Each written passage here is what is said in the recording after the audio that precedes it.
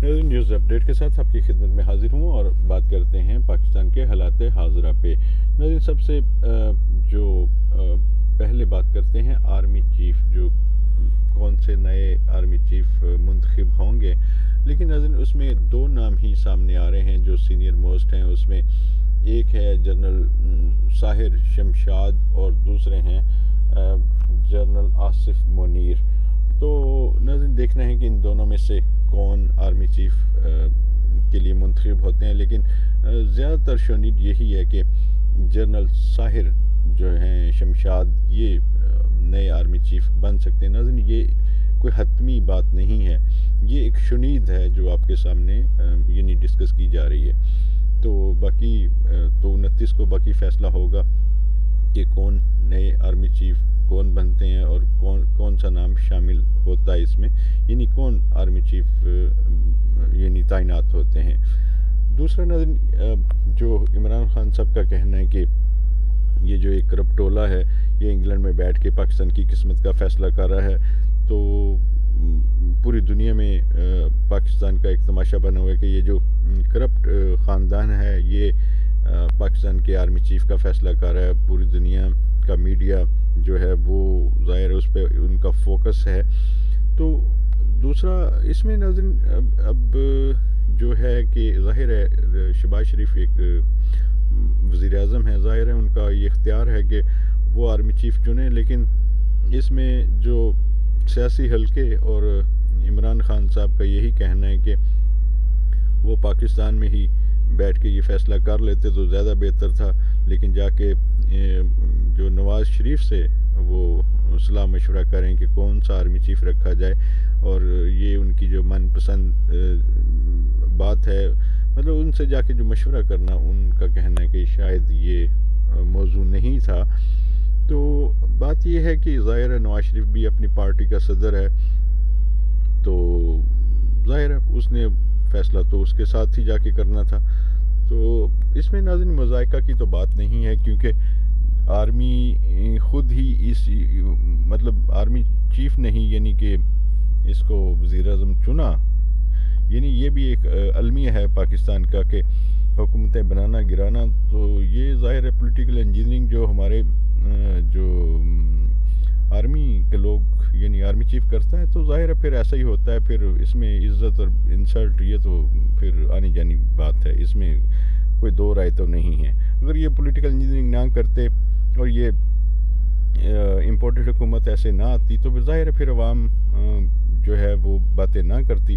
तो ज़ाहिर है अब डिग्गियों में ख़ुद ही ये जाके मिलते थे, कभी चिलमन के पीछे, कभी पर्दों में, रात के अंधेरों में।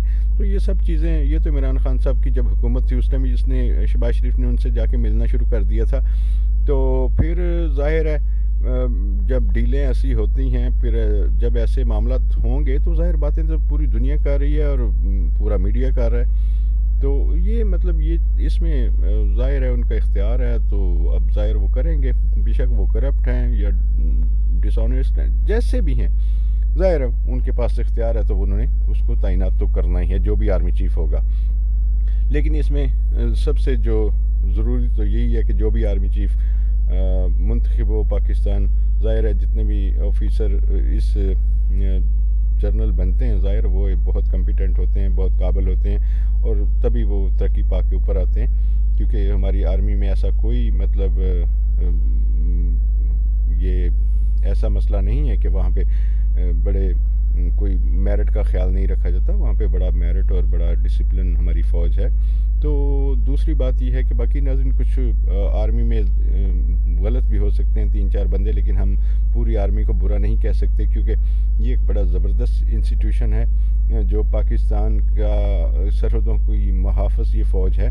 तो इसमें नाज़रीन अगर 4-5 शख्स अगर बुरे हैं, तो पूरी आर्मी को हम बुरा नहीं कह सकते, क्योंकि जितना ये जनरल बाजवा के दौर में अवाम और जो फ़ौज के दरमियान जो फासले बढ़े हैं, अब नए आर्मी चीफ़ जो आएंगे उनको चाहिए कि इन फासलों को जल्दी से जल्दी वो कम करें, और फ़ौज और जो अवाम है उसमें दोबारा प्यार का जो वो बंधन था उसको दोबारा जोड़ें।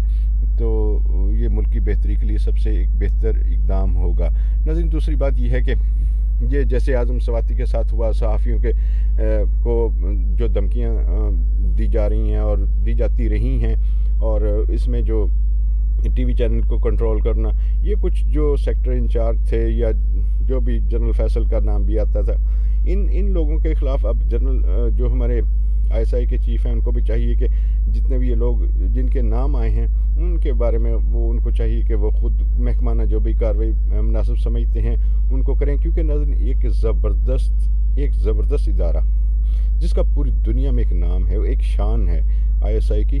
तो इसलिए आईएसआई इन 3-4 बंदों की वजह से अगर बदनाम हो तो ये तो बहुत ही बुरी बात है, क्योंकि इतना ज़बरदस्त इदारा जिसको एक दुनिया मानती है, रिकगनाइज़ करती है, तो ऐसे इदारे की साख जो बर्बाद हो रही है 3-4 लोगों की वजह से, हमारे जो आईएसआई के चीफ़ हैं और आर्मी चीफ़, उन दोनों को मतलब ये सोचना पड़ेगा कि हमें जो ऐसे अशख़ास हैं उनका मुहासबा भी होना चाहिए, ताकि जो ये जो इतना एक ऐसा इमेज गया अवाम की नज़रों में, हमारी फ़ौज का जो इमेज बर्बाद हुआ, उसको दोबारा ये ठीक होना चाहिए।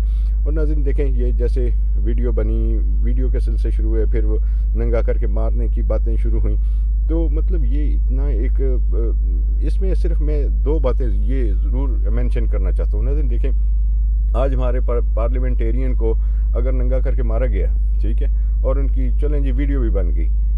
देखें, 72-70 सालों से पाकिस्तान जो अवाम है उनको थानों में क्या होता है, थाने में कोई भी मुल्ज़िम को जो पकड़ के लाया जाता है उसको भी नंगा करके ऐसे मारा जाता है। इसे ये कोई अब सिर्फ ये पार्लियामेंटेरियंस पे हाथ गया है, तो पार्लियामेंटेरियन जो वो परेशान है जी, हमें नंगा किया गया।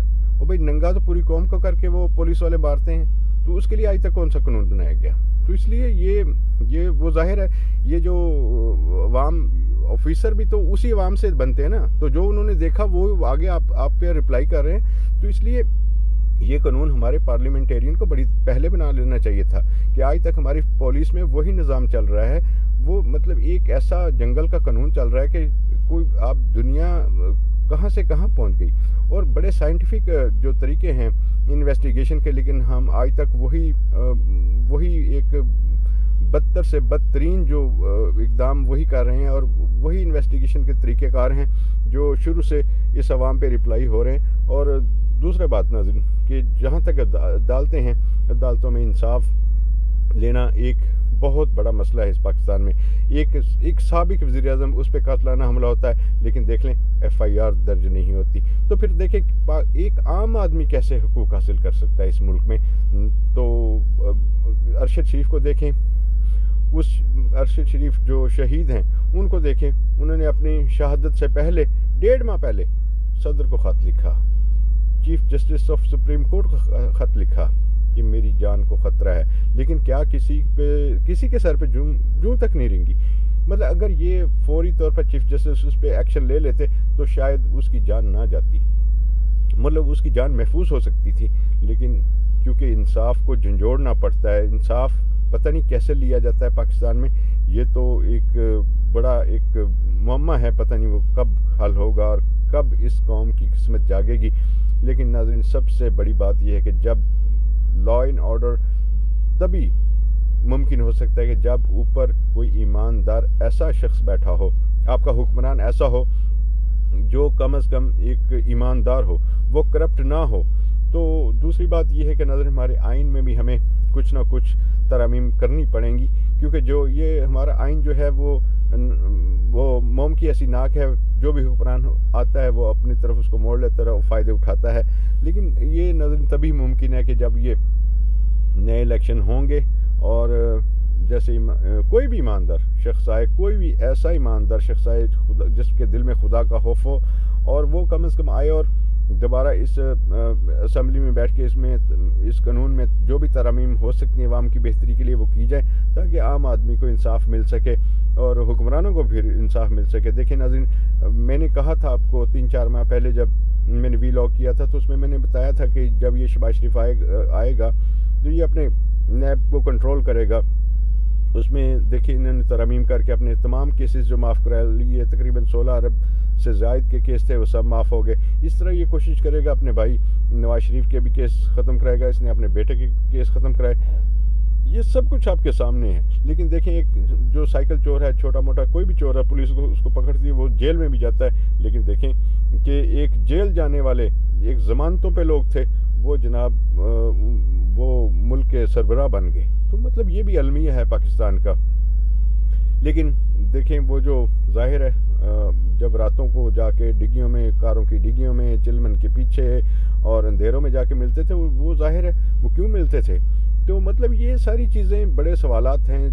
जनरल बाजवा पे भी बड़े सवालात मतलब उठते हैं, और इनकी जाने के बाद भी उठेंगे। ज़ाहिर है कि ये अगर ऐसा ना होता, अभी देखें कितना, अगर उस टाइम ये हुकूमत को ख़त्म ना किया जाता नाज़रीन, पाकिस्तान एक अच्छी डगर पे चल रहा था। लेकिन आप देखें जो माशी पोजीशन है पाकिस्तान की, बद से बदतरीन हो चुका है। अब तमाम बिजनेस तमाम बंद हो चुके हैं। मतलब वो मैंने आगे भी आपको बताया, पाकिस्तान दिवालिया होने के करीब है। डॉलर कहाँ पे है और बिजली के जो नर्ख वो कहाँ तक पहुँच गए हैं, किसान बर्बाद हो गया।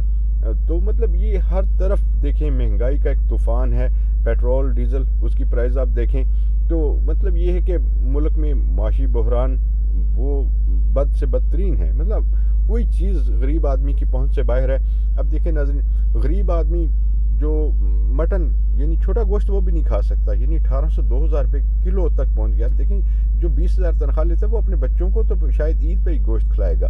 तो मतलब ये जितने भी मसाइल हैं, अब ये नई देखें नाज़रीन, मार्च में आई होप सो जो इलेक्शन हो सकते हैं।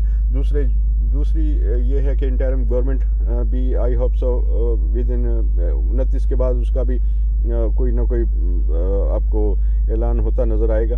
तो दूसरी बात ये है कि नाज़रीन, इसमें जितने भी हमारे पाकिस्तान के हालात हैं, वो अगर हमारे जो ताकत के महवर हैं वो अगर अपनी पॉलिटिकल इंजीनियरिंग से बाज आ जाएं, तो शायद ये मुल्क किसी सही डगर पे गामजन हो जाएगा। लेकिन अगर ये पॉलिटिकल इंजीनियरिंग ऐसे ही जारी रही और हुकूमतें बनती गिरती रहीं, तो मतलब फिर बहुत मुश्किल है। तो देखें अब क्या होता है और आगे ये कैसे सारे मामलात करवट लेते हैं। लेकिन अभी आपको कुछ इंतज़ार करना पड़ेगा। ये 29 के बाद अब देखें कि कौन से आर्मी चीफ बनते हैं, और इलेक्शन की डेट इमरान खान साहब को आई होप से ज़रूर मिलेगी। और बाकी आप आपने देखें जो भी हालात हैं, इसमें आपको भी बड़ा ध्यान से चलना पड़ेगा नाज़रीन। दूसरा बात यह है कि अभी सुई गैस की जो है वो भी लोड शेडिंग, यानी कि सुई गैस भी बहुत आपको कम मिला करेगी। उसकी भी ज़ाहिर है इन्होंने ऐलान कर दिया कि वो, लेकिन वो मिलेगी बहुत महंगी भी, ज़ाहिर उसकी प्राइस और ऊपर जाएंगी। इसी तरह बिजली की लोड शेडिंग भी शुरू मतलब हो सकती है, लेकिन सुई गैस तो मस्ट है सर्दियों में। तो इसलिए गरीब आदमी के ऊपर और वज़न पड़ेगा। तो नेक्स्ट ईयर ज़ाहिर है जो हमारी कराब हैं, ज़ाहिर जो ज़रात में आप देखें वो भी ज़ाहिर है वो भी काफ़ी आपको एक्सपेंसिव, आटे का रेट और बढ़ जाएगा।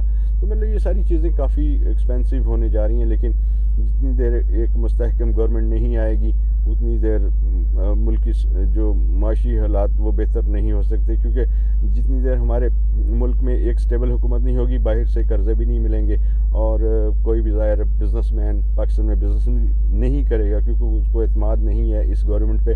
तो इसलिए इनको ज़ाहिर कोई कर्ज़े भी नहीं दे रहा। तो इसलिए मुल्क बहुत बदहाली का शिकार है। और देखें ये जो अभी आपने देखा कि ये डेली मेल का मामला शहबाज शरीफ का आपने देखा, उसमें वो जो पैसे मिले थे पाकिस्तान अवाम के लिए, यानी वो सैलाब ज़दगान के लिए, उसमें से भी 10 लाख पाउंड जो हैं वो भी खुर्द-बुर्द करने का इल्ज़ाम जो शहबाज शरीफ के दामाद पे ये नहीं लगा। यानी ये सारी चीज़ देखें, पूरा ख़ानदान जो है ये एक करप्शन में डूबा हुआ है। लेकिन फिर हमारे वो जो पॉलिटिकल इंजीनियरिंग करने वाले फिर ऐसे लोगों को आपके सरों पे बिठा देते हैं। पता नहीं उनको भी खुदा का खौफ नहीं होता। लेकिन असल बात यह है कि नाज़रीन वो भी यही चाहते हैं, उनको ऐसे कमज़ोर करप्ट लोग चाहिए ताकि वो अपने बूट के नीचे इनको रख सकें और अपनी मनमानी वो भी कर सकें। क्योंकि मैं तो कहता हूँ अगर ऐसे लोगों को खुद शौक़ है तो वो खुद सियासत में आ जाएं, वो फिर अपनी जॉब छोड़ दें। जिनको सियासत करने का शौक़ है, हमारी अगर आर्मी में ऐसे ऑफिसर हैं जिनको शौक़ है, मतलब वो खुद सियासत करें भैया, आके वो छोड़ दें उधर की नौकरी। क्योंकि आपका काम है मुल्क की सालमियत के लिए आप आए हैं और मुल्क की सरहदों की हिफाजत करना आपका फ़र्ज़ है। लेकिन आपका काम मुल्क की जो सियासत में दखल अंदाज़ी आपका नहीं बनता। आप देखें, आप अगर आपने देखना है तो आप ये देखें कि ये जो करप्ट अनासर हैं, मुल्क को लूट रहे हैं, उनके ख़िलाफ़ आपको खड़ा हो जाना चाहिए, उनके ख़िलाफ़ एक्शन करवाने चाहिए और मिल के गवर्नमेंट के साथ वो करने चाहिए ताकि जो करप्शन है मुल्क से ख़त्म हो सके। ये जो हमें ऐसी बदकार किस्म के जो सियासी लोग मिले हैं जिन्होंने मुल्क को जोंकों की तरह चिमटे हुए हैं, मुल्क को बर्बाद कर दिया, उन लोगों के ख़िलाफ़ आपको हुकूमत का जो उसका हाथ मजबूत करने चाहिए, ना कि आपको पॉलिटिकल इंजीनियरिंग करके ऐसे लोग ले आएँ जो मुल्क को, जिन लोगों ने आगे मुल्क को बर्बाद किया है। एक तजर्बा 30-32 साल से यही लोग चिमटे हुए हैं और वही लोग मुल्क को लूट के खा रहे हैं और आप बिल्कुल खामोश हैं। तो ऐसी पॉलिटिकल इंजीनियरिंग ना करें जिससे मुल्क और बर्बादी की तरफ जाए और फिर लोग आपकी आवाज़ें, इसीलिए लोग आपसे बहुत मुतनफ़र हैं। तो इसलिए जनरल बाजवा से लोग बहुत मुतनफ़र हैं क्योंकि वो एक चलती ऐसी गवर्नमेंट को उनको डिस्टेबल कर दिया और फिर दूसरी गवर्नमेंट को ले आए जो इंतहाई करप्ट थी। तो मतलब ये है कि ये ऐसी पॉलिटिकल इंजीनियरिंग नहीं होनी चाहिए। नेक्स्ट हमारे जो जितने भी आर्मी चीफ आएँ, और सेकेंडली उनको ख्याल करना चाहिए कि वो अपना 3 साल का टेन्योर पूरा करें और वो इज़्ज़त के साथ घर चले जाएं। यही बेहतर है क्योंकि इस मुल्क की सालमियत के लिए भी यही बेहतर है। और अगर बेहतर तो ये है कि वो कोशिश करें कि मुल्क में जो ये करप्शन है, करप्शन सबसे बड़ा जो जहर है इस मुल्क में, सबसे बड़ी इस मुल्क को बर्बादी करने वाला काम करप्शन है। जो करप्ट अनासर हैं उनके ख़िलाफ़ उनको भी खड़ा होना चाहिए और हमारी अदालतें जो हैं वो उनको अपना किरदार अदा करना पड़ेगा ताकि वो इन जो करप्ट अनासर हैं जो मुल्क को लूट रहे हैं उनके ख़िलाफ़ भी जल्दी से जल्दी फ़ैसले करने चाहिए ताकि मुल्क किसी मतलब उसके अच्छे रास्ते पे गामज़न हो सके। तो नाज़रीन अपने आसपास का लोगों का बहुत ख्याल रखें। Thank you.